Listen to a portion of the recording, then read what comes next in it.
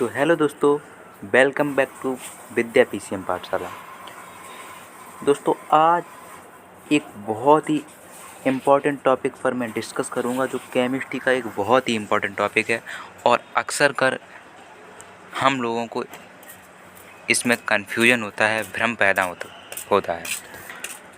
कोशिश करूंगा दोस्तों आपके डाउट को, आपके भ्रम को दूर कर सकूं। अगर प्रयास अच्छा लगे तो वीडियो को लाइक अवश्य कर देना। चलिए वीडियो को करते हैं शुरू। दोस्तों, केमिस्ट्री में दो इम्पॉर्टेंट टॉपिक हमने अवश्य पढ़े हैं, वैलेंसी और ऑक्सीडेशन नंबर। वैलेंसी का मतलब होता है संयोजकता।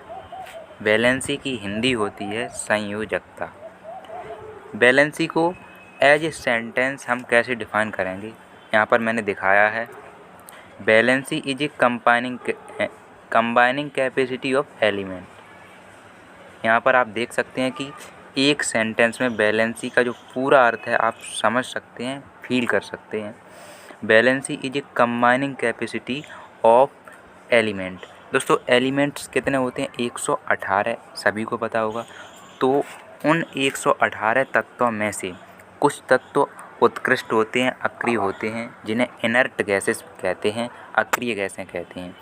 वे तत्व स्टेबल होते हैं, स्थायी होते हैं, और उनके अलावा, उनके अतिरिक्त जो शेष तत्व बचते हैं वे किसी अन्य तत्व से संयोग करके उन्हीं जैसा स्थायी विन्यास प्राप्त करना चाहते हैं, और इसीलिए केमिकल बॉन्डिंग होती है। तो अगर आपसे कोई प्रश्न करे कि केमिकल बॉन्डिंग क्यों होती है, तो आपका आंसर क्या होगा? फटाफट बताइए मुझे, मैं सुन रहा हूँ आपकी बात को। आप ऐसा फील कीजिए कि ये हमारे सामने बैठे हैं, ठीक है? बताइए। तो क्या बताएंगे कि सभी तत्व इनर्ट गैसेस की भांति स्थायी विन्यास प्राप्त करना चाहते हैं, इसीलिए केमिकल बॉन्डिंग होती है। ओके।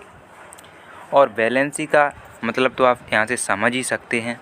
वैलेंसी का मतलब मैंने क्या बता दिया है कि valency is a combining capacity of element, यानी किसी अन्य तत्व से, समझो, दिमाग को खोलो, किसी अन्य तत्व से। जैसे कि हमारा हाइड्रोजन है, तो हम सबसे सरल मॉलिक्यूल ले रहे हैं H2O।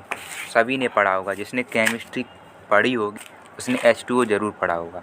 तो H2O बताइए क्या है?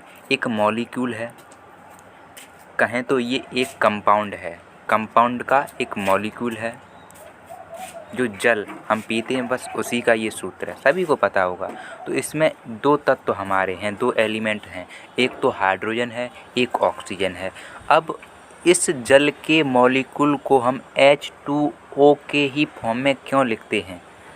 अगर मैंने ये समझ लिया, हम लोगों ने ये समझ लिया, तो वैलेंसी समझ में आ जाएगी। और वैलेंसी को समझ लिया तो H2O के अलावा भी जो अन्य कंपाउंड होते हैं उनको भी लिखना आपको आना प्रारंभ हो जाएगा।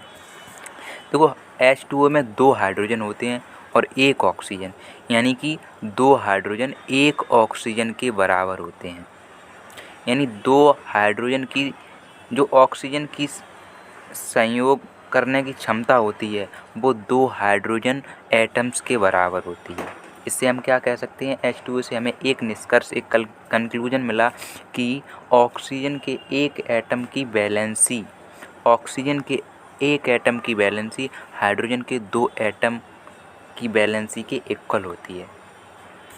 तो बहुत गहराई से मैं जा रहा हूँ, सेंटेंस एक लिखा है लेकिन इसमें ही बहुत सारा ज्ञान, बहुत सारी बातें छिपी हुई हैं अगर हम इसके भीतर जाएं।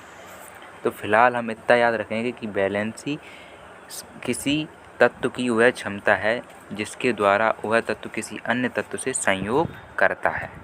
ओके, एक तो ये बात हो गई। दूसरी बात, it is only A number.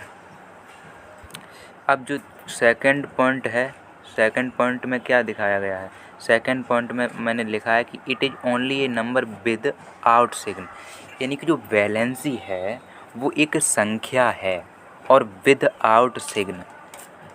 यहाँ पर विदाउट सिग्न यानी बिना किसी चिन्ह के, वैलेंसी के आगे कभी भी कोई चिन्ह नहीं आता है दोस्तों। ये बात बहुत ही इम्पोर्टेंट है, आप इस बात को बहुत अच्छे तरीके से अपने दिमाग में फीड कर लेना एज ए फैक्ट। क्या करेंगे, क्या याद रखेंगे कि वैलेंसी एक बिना यानी जो वैलेंसी है वो चिन्ह रहित संख्या है। Valency is only A number without sign, समझ गए ना। तो इसे हम प्लस का कह सकते हैं, ना ही माइनस का कह सकते हैं। तीसरा जो पॉइंट है दोस्तों वो क्या है, तीसरा पॉइंट है कि it can not be zero.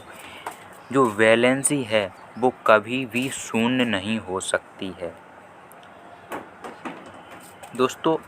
अब जो आपने आवर्त सारणी पढ़ी होगी, पीरियोडिक टेबल, उसमें जो 18वां समूह होता है या फिर जिसे हम शून्य वर्ग या जीरो ग्रुप कहते हैं, उसमें जो इनर्ट गैसेस होती हैं उनको छोड़कर, वो एक्सेप्शन है इस चीज़ का, क्योंकि उनकी जो वैलेंसी होती है वो अक्सर कर शून्य होती है। वो किसी अन्य तत्व से संयोग नहीं करते हैं। जब संयोग नहीं करेंगे तो उनकी वैलेंसी को जीरो कंसीडर किया जाता है।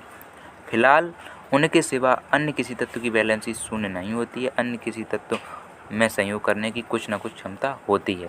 सिर्फ इनर्ट गैसेस को आप यहाँ एक्सपेक्ट कर दीजिए। ओके, नेक्स्ट पॉइंट क्या है? नेक्स्ट पॉइंट दोस्तों है हमारा कि atom always combine in simple whole number. Atom, देखो यहाँ पर क्या है,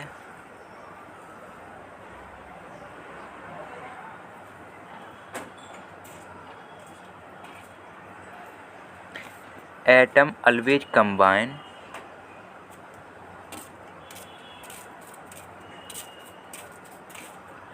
जो एटम्स हैं वो हमेशा सिंपल होल नंबर रेशियो में ही कंबाइन होते हैं। ये बात आपने देखी होगी।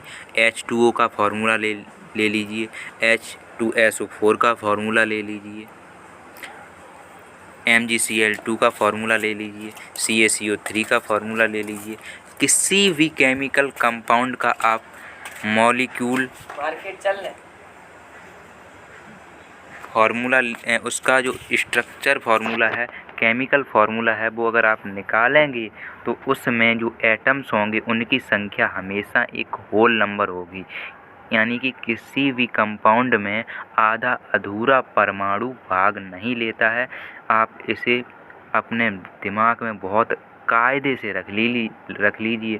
आधा अणु भाग ले सकता है लेकिन आधा परमाणु कभी भी किसी रासायनिक अभिक्रिया में भाग नहीं ले सकता है। अगला पॉइंट हमारा क्या है दोस्तों? It is fix like C4। जो वैलेंसी होती है वो फिक्स होती है। किसी तत्व की वैलेंसी फिक्स होती है, चाहे वो किसी भी कंपाउंड में वह तत्व मौजूद हो, उसकी वैलेंसी सेम रहती है। और एक चौथा पॉइंट इसी से संबंधित है कि इट मे बी वेरिएबल। ये बदल भी सकती है लेकिन ये 2 नंबर के अराउंड ही बदलेगी। मतलब अगर बदलेगी भी तो 2 नंबर ही 2 तरह के ही रूप में बदल सकती है। और एक ख़ास बात, उनमें 2 का डिफरेंस भी होगा। 2 से अधिक डिफरेंस नहीं हो सकता और 2 ही नंबर में बदल सकती है। तो ये तो हो गई वैलेंसी की बात। अब हमारा उद्देश्य है कि आपको वैलेंसी और ऑक्सीडेशन नंबर में जो कन्फ्यूजन होता है उसको दूर करना। तो वैलेंसी जो होती है उसके बारे में जो चीज़ें होती हैं, जो बेसिक बातें होती हैं, वो मैं आपको समझा चुका हूँ। अब आते हैं हम राइट हैंड की तरफ। ओके, तो ऑक्सीडेशन नंबर दोस्तों क्या होता है? मैंने वैलेंसी आपको बता दी कि वैलेंसी किसी तत्व की किसी अन्य तत्व के साथ संयोग करने की क्षमता होती है। Valency is a combining capacity of an element to another elements. और ऑक्सीडेशन नंबर क्या होता है? ऑक्सीडेशन नंबर एक प्रकार का चार्ज होता है जो किसी ऑक्सीडेशन नंबर एक प्रकार का चार्ज होता है जो किसी एटम पर तब उत्पन्न होता है जब वह एटम किसी यौगिक में उपस्थित होता है। समझ रहे बात दोस्तों? जब कोई परमाणु किसी यौगिक में होगा, जैसे H2O का फार्मूला हम लें, तो H2O में हमारा हाइड्रोजन उपस्थित है। तो इस हाइड्रोजन पर अगर हम बात करें कि H2O पर कितना चार्ज है, तो कहेंगे उस पर कोई चार्ज नहीं है। लेकिन अगर हम उसके भीतर ये पता करना चाहें कि H पर कितना चार्ज है, तो वो कुछ ना कुछ चार्ज अवश्य धारण किए होगा, तभी H2O की संरचना हुई है। तो जो हम चार्ज निकालेंगे वो वास्तव में आभासी चार्ज निकलेगा, क्योंकि H2O पर हमारा कोई चार्ज नहीं है। जो H पर हम निकालेंगे वो आभासी निकलेगा और वही उसकी ऑक्सीडेशन नंबर कहलाएगी। ठीक है, तो क्या याद रखेंगे कि ऑक्सीडेशन नंबर एक प्रकार का चार्ज है जो किसी एटम पर होता है।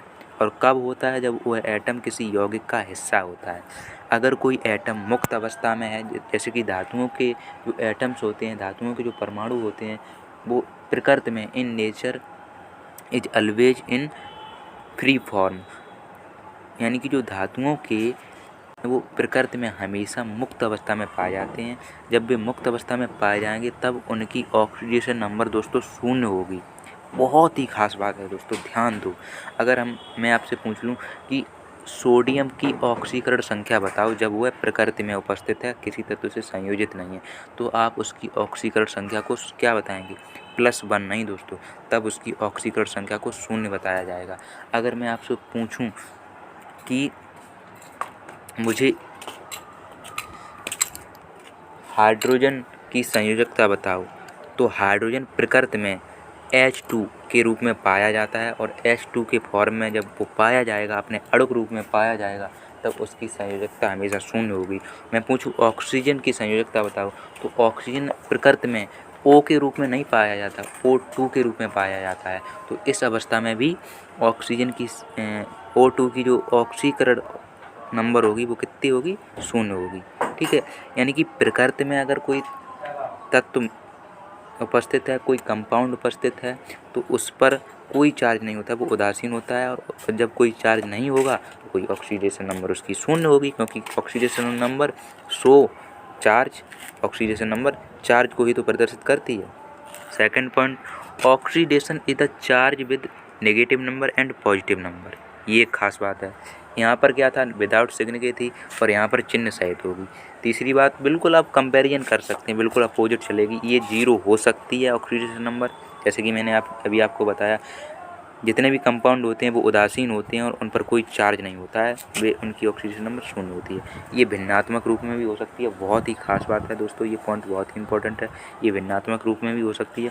चौथा पॉइंट ये है कि ये अलग अलग कंपाउंड में बदलती रहती है। कार्बन की संयोजकता वैलेंसी हमेशा 4-6 रहती है, 4 फिक्स रहती है हर यौगिक में, हर कंपाउंड में। लेकिन जो ऑक्सीडेशन नंबर होती है वो अलग अलग कंपाउंड में जाने पर हमें अलग अलग दिखाई देती है। देखिए यहाँ पर C की -4, तो किसी अन्य में -3 देखने को मिलेगी, जैसे कि CH3 हो, CH3 में।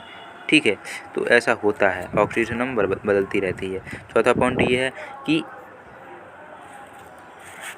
चौथा पॉइंट हमारा ये है कि it is also variable but to large N. मतलब यहाँ पर इधर बैलेंसी की तरफ क्या था कि नाइट्रोजन की जो ऑक्सीडेशन नंबर बैलेंसी थी वो सिर्फ 2 ही रूपों में बदल सकती थी, लेकिन यहाँ पर जो ऑक्सीडेशन नंबर है वो 2 से अधिक रूपों में बदल सकती है। उसकी कोई गिनती नहीं है, अलग अलग कंपाउंड में उसके चार्ज के हिसाब से अलग अलग बदल सकती है। ठीक है दोस्तों, तो आशा करता हूँ कि आपको इसमें जो डाउट है इन 2 टॉपिकों में, उसको आप क्लियर कर पाए होंगे, उस डाउट को सेटिस्फाई कर पाए होंगे। और मैंने पूरी कोशिश की है, जितनी मेरी समझ थी, जितना मेरा प्रयास था वो पूरा किया आपको समझाने का, आपके डाउट को सॉल्व करने का। अगर मेरा प्रयास, मेरी कोशिश आपको अच्छी लगी हो तो वीडियो को लाइक करें, और जिन दोस्तों को इसमें कन्फ्यूजन हो उन तक इस वीडियो को शेयर कर दें, क्योंकि शेयर करने से आपके ज्ञान में वृद्धि होती है। और ऐसे ही डाउट को एंड करने वाले वीडियो को लगातार पाने के लिए हमारे चैनल को सब्सक्राइब अवश्य कर लें और बेल आइकन को भी ज़रा दबा लें, तभी तो आपके पास नोटिफिकेशन आएगा। ठीक है दोस्तों, मिलते हैं किसी नए वीडियो में नए डाउट को एंड करने के लिए। तब तक के लिए tata bye bye, see you again. Okay, thank you.